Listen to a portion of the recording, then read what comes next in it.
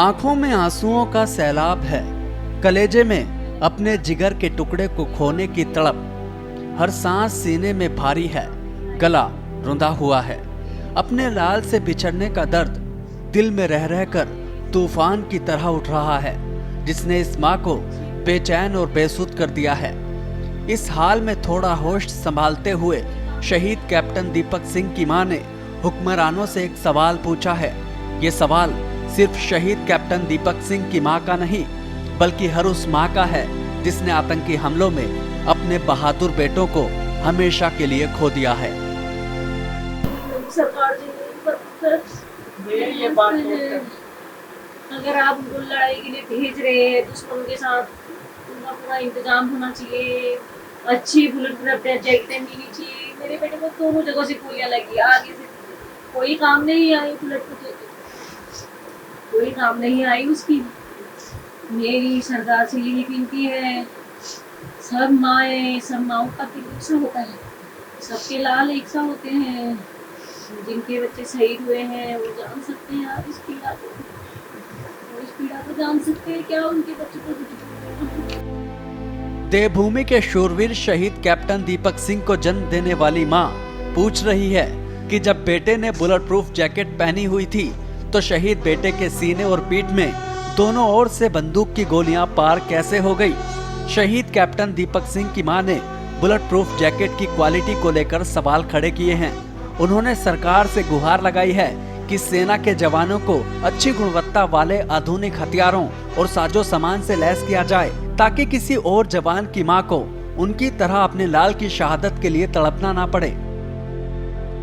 सरकार जी ये बात अगर आप उनको लड़ाई के लिए भेज रहे हैं दुश्मन के साथ, उनका पूरा इंतजाम होना चाहिए, अच्छी बुलेट प्रूफ जैकेटें मिलनी चाहिए। मेरे बेटे को दोनों जगह से गोलियां लगी, आगे से कोई काम नहीं आई, बुलेट प्रूफ जैकेट कोई काम नहीं आई उसकी।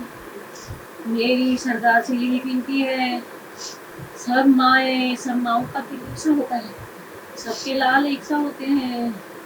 जिनके बच्चे शहीद हुए हैं वो जान सकते हैं आप इस पीड़ा को, वो इस पीड़ा को जान सकते हैं क्या उनके बच्चों को। इस मां ने अपनी कोख से एक सूरमा को जन्म दिया था, जिसने वतन पर बुरी नजर डालने वालों को मिटा देने की सौगंध खाई थी। आतंकियों की किसी गोली में वो ताकत नहीं थी जो शहीद कैप्टन दीपक सिंह के सीने को छलनी कर सके। लेकिन देश के स्वतंत्रता दिवस से ठीक एक दिन पहले ऐसा हुआ। 14 अगस्त को जम्मू कश्मीर के डोडा में आतंकियों से मुठभेड़ के दौरान कैप्टन दीपक सिंह शहीद हो गए। कैप्टन दीपक सिंह आतंकियों को सबक सिखाने के लिए पूरी तरह तैयार थे, हथियारों से लैस भी थे। लेकिन शहीद की मां का कहना है कि बुलेट प्रूफ जैकेट पहने होने के बावजूद भी कैप्टन दीपक सिंह को गोलियां लगी। कहने के लिए तो बुलेट प्रूफ जैकेट ने कैप्टन दीपक सिंह को पूरी तरह प्रोटेक्ट किया हुआ था, लेकिन आतंकियों की बंदूक से निकली गोलियां बुलेट प्रूफ जैकेट को भेदते हुए कैप्टन दीपक सिंह के सीने और पीठ में उतर गई।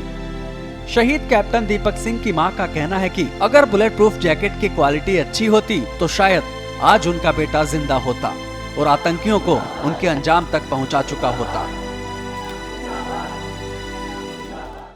सरकार जी ये बात अगर आप उनको लड़ाई के लिए भेज रहे हैं दुश्मन के साथ, उनका पूरा इंतजाम होना चाहिए, अच्छी बुलेट प्रूफ जैकेटें मिलनी चाहिए। मेरे बेटे को दोनों जगह से गोलियां लगी, आगे से कोई काम नहीं आई, बुलेट प्रूफ जैकेट कोई काम नहीं आई उसकी।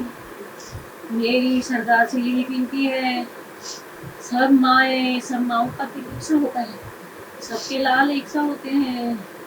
जिनके बच्चे शहीद हुए हैं वो जान सकते हैं आप इस पीड़ा को, वो इस पीड़ा को जान सकते हैं क्या उनके बच्चों को।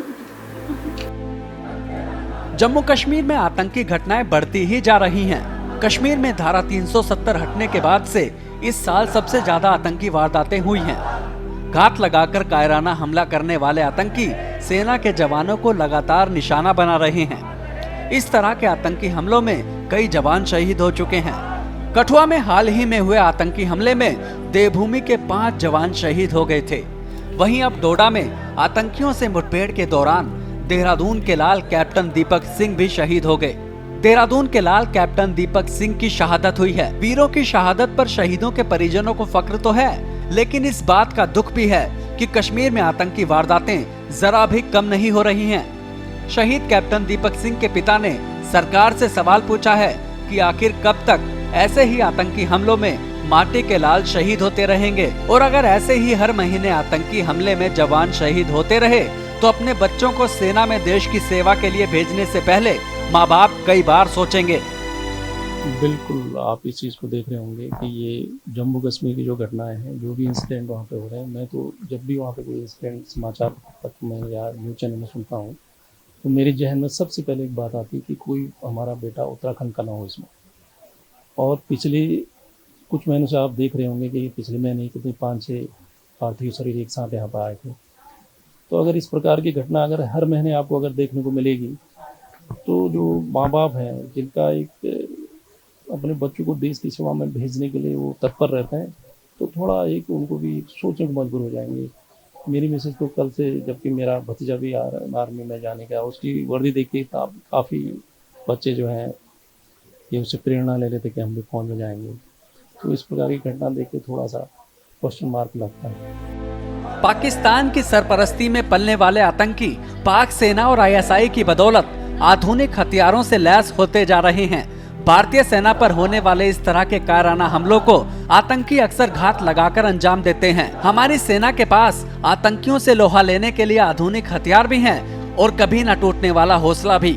सर्च ऑपरेशन के दौरान हमारी सेना आतंकियों को चुन चुनकर जहन्नुम तक पहुंचा देती है, लेकिन हकीकत ये है कि अचानक होने वाले इस तरह के हमलों में हम अपने कई जवानों को खो चुके हैं। ऐसे में शहीद कैप्टन दीपक सिंह की मां का सवाल बड़ा लाजमी है, आखिर कैसे बुलेट प्रूफ जैकेट पहने होने के बाद भी कैप्टन दीपक सिंह के सीने और पीठ में गोली लग गई? क्या इस घटना ने बुलेट प्रूफ जैकेट की गुणवत्ता पर सवाल खड़े नहीं कर दिए हैं? अपने जिगर के टुकड़ों को खोने वाले शहीदों के परिजन अब सरकार से एक ही सवाल पूछ रहे हैं, और वो ये कि कश्मीर से धारा 370 तो हटा दी, लेकिन कश्मीर घाटी से आतंकवाद का सफाया आखिर कब होगा?